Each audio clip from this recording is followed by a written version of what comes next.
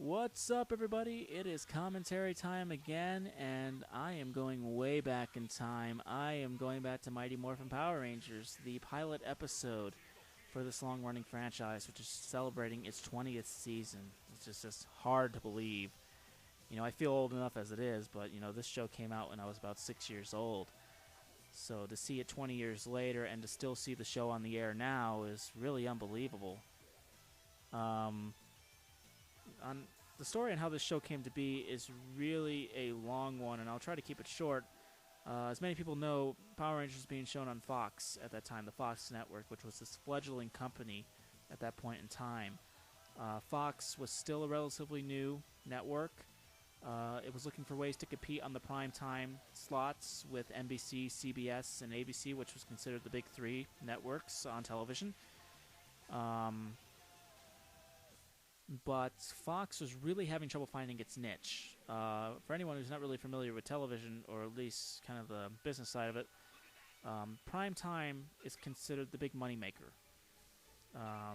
You have your biggest shows, your most popular shows on the prime time slots, and the more rating, the bigger the numbers, the more money you make. So Fox was looking for ways to compete on those time slots, and unfortunately, despite some success with Married with Children and a little more success with The Simpsons, they still weren't able to really compete, or still weren't considered one of the big networks. And not everybody was getting Fox still at this time. Fox was still relatively new. A lot of people had to kind of search for it. It wasn't like out in the open like it is now with American Idol and other successes. So they decided it was kind of a learning curve with The Simpsons that maybe they didn't have to compete with the same demographics as NBC, CBS, and ABC. So they decided to be the Rebel Network, as they were labeling themselves anyways as the Rebel Network, with shows like Married with Children, which were considered unique shows at the time, and decided to fill the primetime slots with kids shows. And to give you a sense in how different television was at the time, the only network showing kids shows on prime time was Nickelodeon, and that was a cable network. It wasn't broadcast, so kids shows on prime time on broadcast network was a first. So Fox signed up with, or did a deal with what was then a small international entertainment company called Saban Entertainment. And Saban pretty much became the figurehead for Fox Kids. And the first couple of years were not very successful. Saban really had trouble finding its niche and finding out what worked, and what would draw an audience, until they struck gold in 1991 with X-Men. Saban had pretty much bought rights to the X-Men franchise to create the animated series, and it became hugely successful. And during that time, Saban was working on another show tentatively titled Phantoms. Saban had bought a bunch of stock footage from a long-running Japanese franchise, Super Sentai. And after the success of X-Men, they finally were greenlit to actually start the production of that particular show. The idea was to write stories based around this stock footage. So this became kind of the breeding ground for Power Rangers. In order to sell the show, though, they shot a promo pilot in 1992. And the promo pilot was, as usual, you show the promo pilot in front of executives at whatever network you're trying to sell it to. In this case, it was Fox. And pretty much it was turned down due to the fact that it was too violent. So they shot a second promo pilot, which is falsely accused of being this one. A ton of fans to this day still think that this is the second pilot. This is actually the third. There was a second pilot shot in between the first and the third and final version, and it was a little closer to what you see in this version. Thuy Trang was brought along as Trini. It was a different actress than the original promo pilot. But it was still considered to be too violent, so Fox had Saban pretty much go back to the drawing board and tone down the violence and make it a little more appealing to a family. and the third pilot was the one that Fox chose and the direction that the show would go in. And really, Fox and Saban didn't have any idea what they had in their hands. I think Fox from the beginning knew that they could probably see some marginal success with Power Rangers, probably not in the level of X-Men, but enough to keep the show alive. But the show, thanks to Fox's strong marketing campaign for the show, actually became so popular before it even debuted that all of the merchandise that was coming out for the show before its official debut was selling out on shelves, which for any kids show, even X-Men, despite how popular that was just unheard of. And it kind of showed how big this could possibly be. But like any show, you know, successful merchandise sales don't necessarily mean a big hit in the ratings. So every network wants to wait until that pilot episode premieres just to see how well the show is going to do. And Power Rangers broke so many records with its pilot episode as far as how much viewership it could garner with the pilot episode. It drew about 5 million viewers with its pilot, which was just unheard of for a kids show, and was actually ranked high in its time slot, which showed that Power Rangers might become a force on television, and it did. Power Rangers actually garnered so much popularity that in the beginning of its second season, the pilot episode for the second season, or I should say pilot episode, the debut of the second season,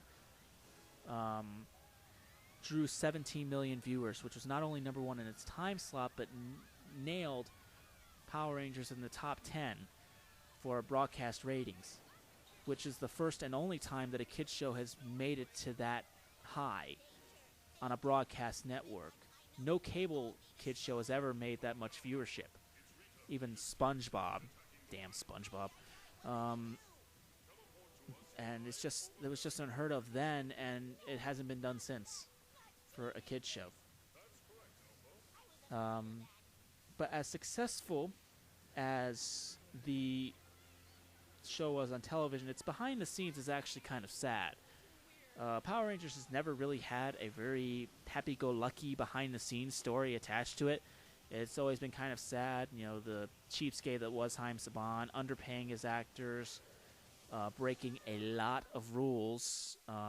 You know, the show was non-union for a few years, so they were allowed to get away with breaking rules then. But even when the show became union, Saban was still breaking a lot of rules, which was sad, you know, that someone could be so heartless, you know, to his actors, to his crew, and all that stuff. In fact, one really sad story on, you know, how greedy Saban was a story from Kieran Ashley, who played Aisha in the second and third season. The premiere of the Power Rangers movie. The actors all arrived on the red carpet, and Haim Saban comes out. Kieran Ashley goes to say hi to Saban, and he didn't even know who she was, which kind of tells you a story that Saban was just taking the money and not really paying attention to what was going on, not appreciating what was happening, which was sad. But enough of that. Let's get to this particular episode for Power Rangers. Now, all of this footage that you're seeing on the viewing globe is all Japanese stock footage, except for that. That brief shot of putties was actually American shot.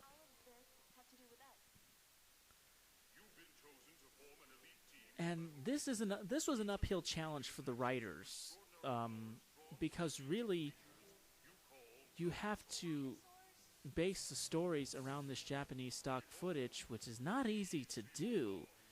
You know, Saban had very talented writers to handle all of this, and a lot of people said that the stories ended up kind of cheesy, and a couple of the stories were not coherent.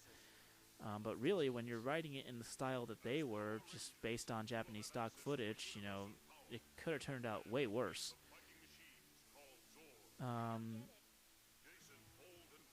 The main Power Rangers, Jason played by Austin St. John, Zach played by Walter Jones, Billy played by David Yost, Kimberly played by Amy Jo Johnson, and Trini played by Thuy Trang. All rookie actors. They went on a very brief casting call to get the 5 Rangers. Eventually 6. They cast Jason David Frank a little bit after for the Green Ranger. They went through about 500, 600 people to get the original 5 Rangers. Initially, there was another actress signed on as Trini. Contract issues, pay issues wound up becoming an issue, so she was dropped, and Thuy Trang became the permanent replacement. Despite, if I had to say anything, despite the fact that they are all rookie actors and never really acted before, they were really, really good. And considering the material that they had to work with, they actually did very well. I am sort of partial towards Thuy Trang. I always found her to be the better actress, the better actor out of all of them, along with Amy Jo Johnson. Amy Jo Johnson had gotten a lot of training in acting as well. She was a good actress, but Thuy Trang, I think, kind of stood out. She was actually a really big dramatic actress, despite what she might be perceived as on screen. And this is a common joke amongst the show, and that's Rita Repulsa's poorly dubbed dialogue, because it's being dubbed over on the Japanese footage. Some is in sync, and most of it isn't. They didn't have the budget to reshoot all of this the way they wanted to, so they had to just keep using the Japanese stock footage. And Saban was kind of apprehensive about giving the show more money anyways. When the second season came around, it was the #1 kids show in the world, and Saban still refused to raise its budget and to raise its actors' pay. So, what are you going to do?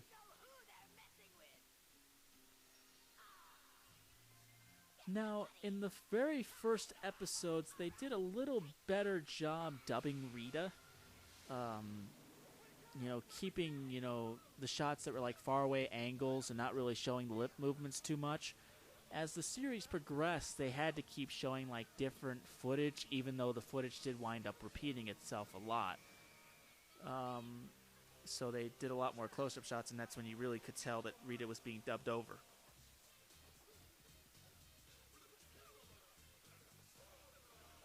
A lot of criticism goes towards these early fight scenes with Power Rangers. They didn't have much of a fight team with Power Rangers at this time. Remember, it's a low-budget show, and they weren't expecting much out of the show. The show was still trying to sell itself to Fox, so they didn't have a fight team or fight choreographers to work this out. So they hired actors who could kind of choreograph it themselves. Austin St. John was a martial artist. And really, Austin St. John and Jason David Frank were really the only martial artists out of the original cast. The others were gymnasts, dancers, those who could actually make believe that, they were martial artists, that could actually do this without having to do a lot of training. Here we have the morphing sequence, which became hugely popular. It's my favorite morphing sequence out of the entire thing, along with In Space. I like the In Space morphing sequences as well. And now we enter the phase of the show where it's 100% stock footage.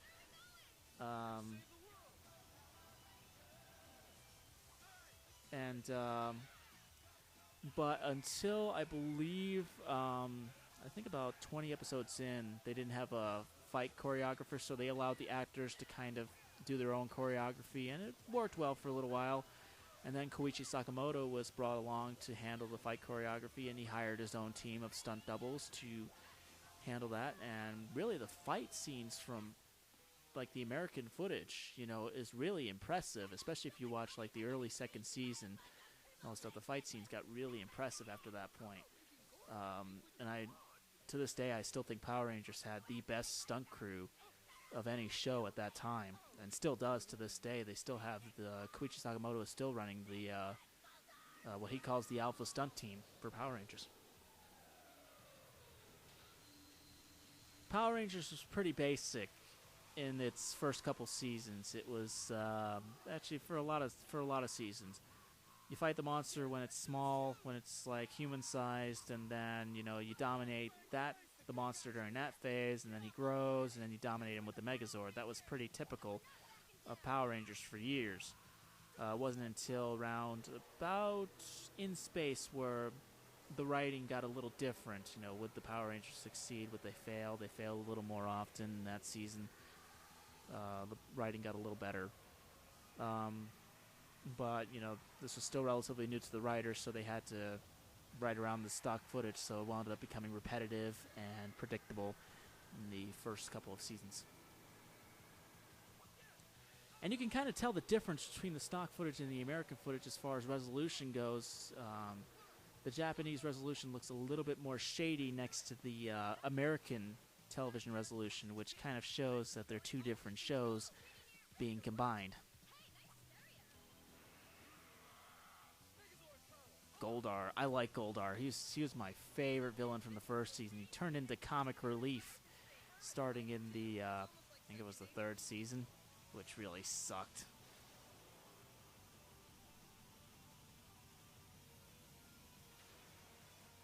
This is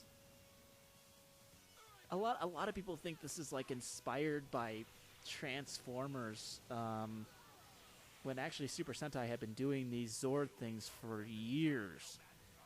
But when Power Rangers came around, Transformers was big as well, so a lot of people thought they were mimicking this when this show was actually older. The Japanese show was actually older than Transformers, which is actually kind of an interesting fact. Another interesting fact, it seems kind of pointless to point out, but the Yellow Ranger in the American show is female, and in the Japanese show, it's a male. You can kind of tell in the footage. I do like this more. I love the music. Ron Wasserman scored this entire show for the first 3 seasons, and he came on sporadically in the later seasons. Ron Wasserman pretty much came up with the idea for the music. He said, "You know what? No kid show has ever done real hard rock," so he did that. And the music wound up becoming so darn catchy and so popular that they released a compilation album of all of the popular songs from Power Rangers, which was really cool.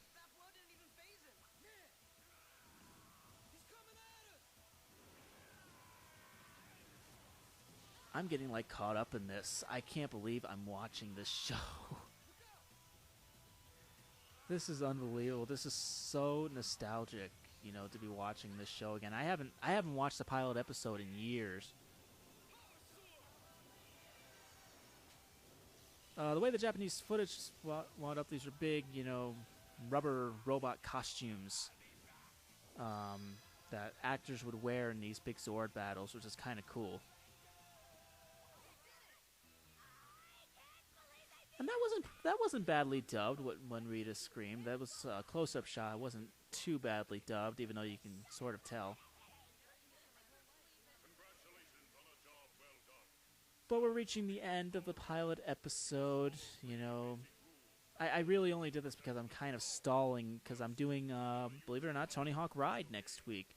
But I'm waiting for the game to get here, so I wanted to really do something in between, and this seemed like a really cool thing to do, to go back to look at Power Rangers.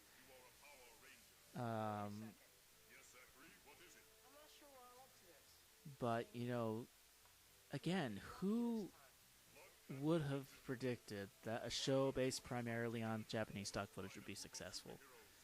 But Power Rangers not only brought success to Fox and made Fox a major player amongst the other networks, but garnered so much viewership that it actually inspired, kid shows being shown on broadcast networks.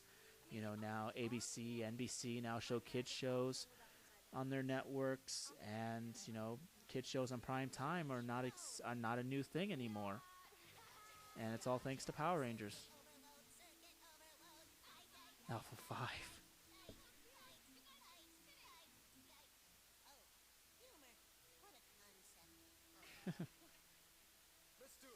But that's Mighty Morphin Power Rangers. I know I did a lot of rambling. Thank you guys for dealing with my rambling. But that's it for now. Thank you so much for listening, and I will see you next time.